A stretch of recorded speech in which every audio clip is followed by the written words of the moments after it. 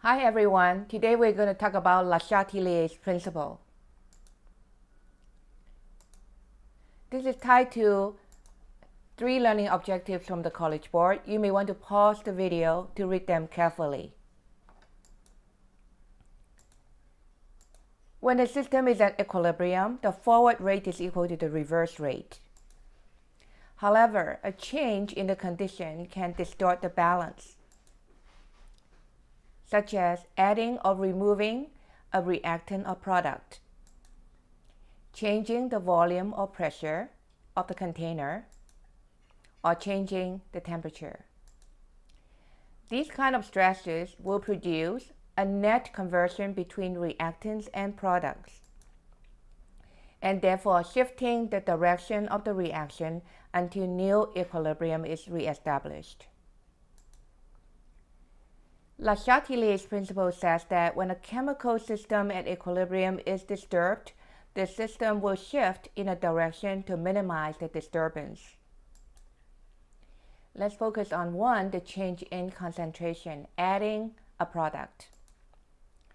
For the equilibrium between N2O4 and NO2, quotient is equal to K at equilibrium. Now, if we add more NO2, which is a product, that will increase the concentration of NO2. The forward rate is faster than the reverse rate, at which time quotient is greater than K.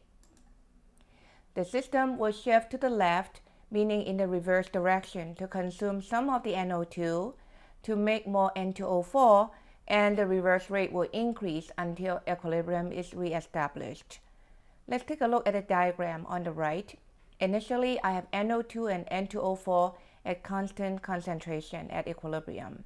Now I'm adding more NO2, so the NO2 goes up, but eventually it will come back down again because it will be used to make more N2O4 until new equilibrium is reestablished. Another stress could be removal of product. Going back to the previous equation, N2O4 to make 2NO2. At equilibrium, if I introduce a stress by removing NO2, meaning removing the product, that will decrease the concentration of NO2 right away. The reverse rate is faster than the forward rate, and quotient is less than K. Now the system will shift to the right-hand side, which is the forward direction, to produce more NO2. The forward rate will increase until new equilibrium is reestablished. Looking at the diagram, with NO2 and N2O4 initially at equilibrium with constant concentration. Now we're adding a stress by removing NO2, so quotient is less than K now, and to reestablish equilibrium, the NO2 will go up somewhat in concentration, and the N2O4 will be consumed somewhat by going down. Another stress will be changing either volume or pressure, such as reducing volume. Let's look at the Haber process, the making of ammonia from nitrogen and hydrogen. Initially, at equilibrium, quotient equals to K. Now, if we increase the pressure by pushing down on the piston, that will reduce the volume of the container.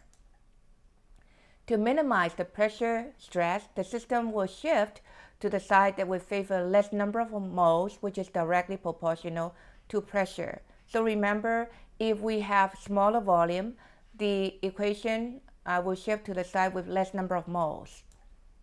Now in the equation, we have 2 moles of product, ammonia, versus 4 moles of reactants. Therefore, the direction of the shift will be to the product side to favor the formation of ammonia, and ammonia concentration will go up while the N2 and the hydrogen concentration will go down somewhat. Another stress will be increasing volume. Using the same reaction again. If we decrease the pressure by lifting the piston, we thereby increasing the volume of the container. The reaction will then shift to the side to favor more moles of gaseous products, gaseous reactants, because now we have greater volume. However, in an equation where you have equal moles of reactant and products, like hydrogen and iodine to make 2 moles of HI, the reaction will not shift in either way with any change in the volume because you have equal moles of reactant and product on both sides of the equation. Another way to change is adding an inert gas to change the pressure. Inert gas such as helium, neon, and argon, they are called noble gases. They do not react with any of the reactant nor the product. Therefore, adding an inert gas to the equilibrium mixture at a fixed volume will increase the overall pressure in the system because now you have greater moles of all the gases in the container.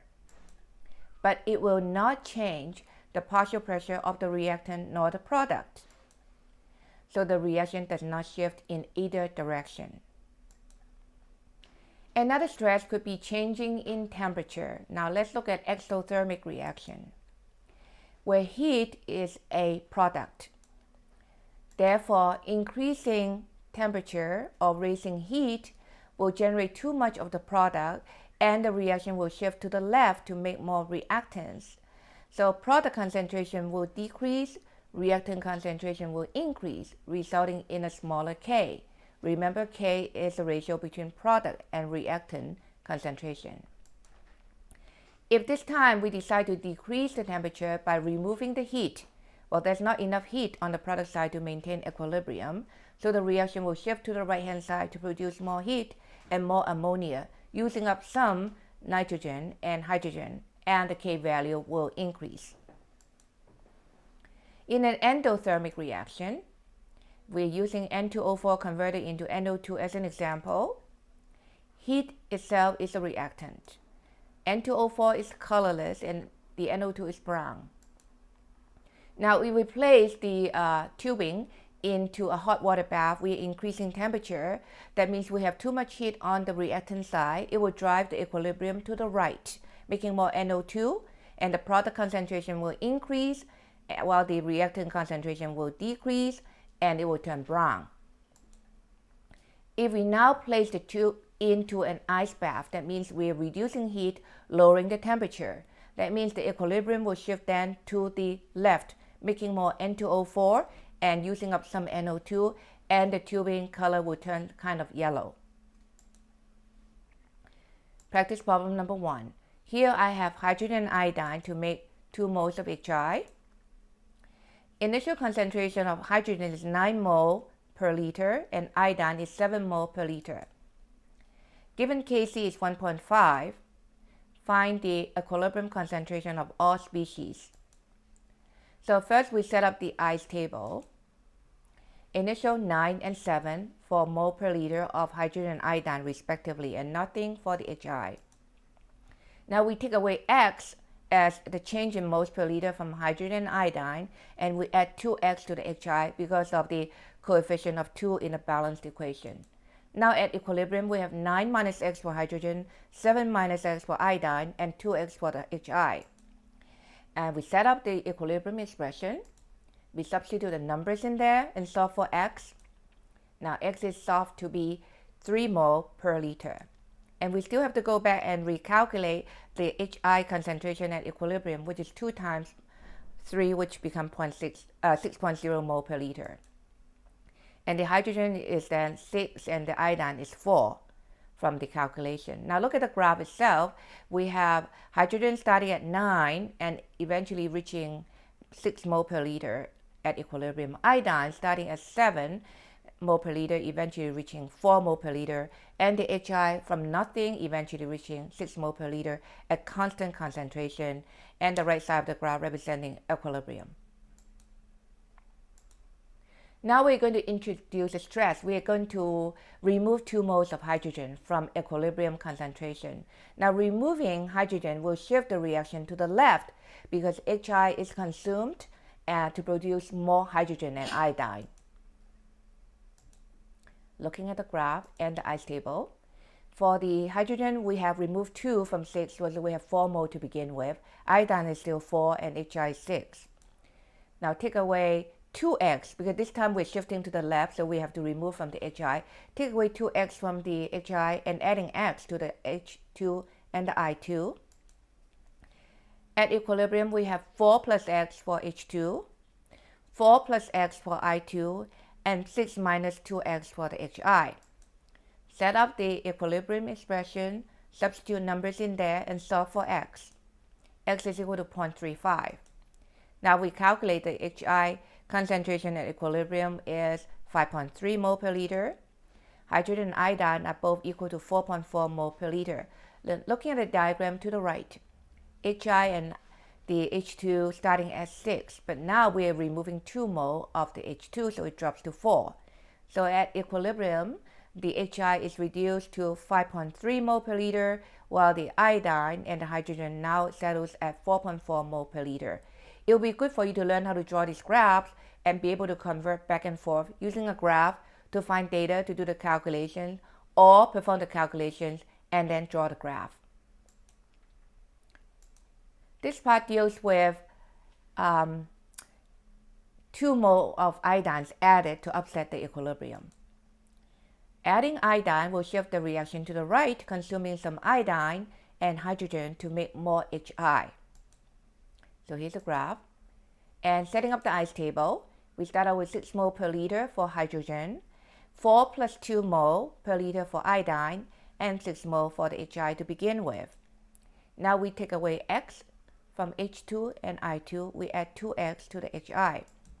Using the equilibrium numbers, substitute it into the Kc expression, solve for x. X is 0.41 mole per liter.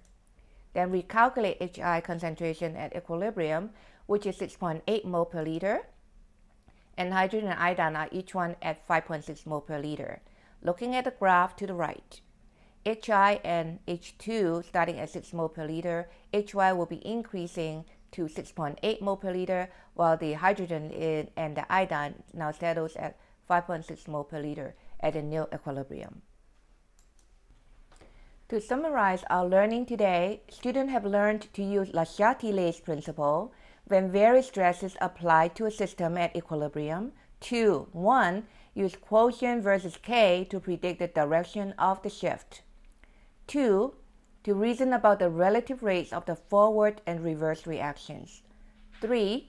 To calculate concentrations of reactant and product after equilibrium is reestablished. And 4th, draw graphical representations of new equilibrium positions. From the team of MLCA, we'd like to thank you for watching our video, and we hope to see you again next time.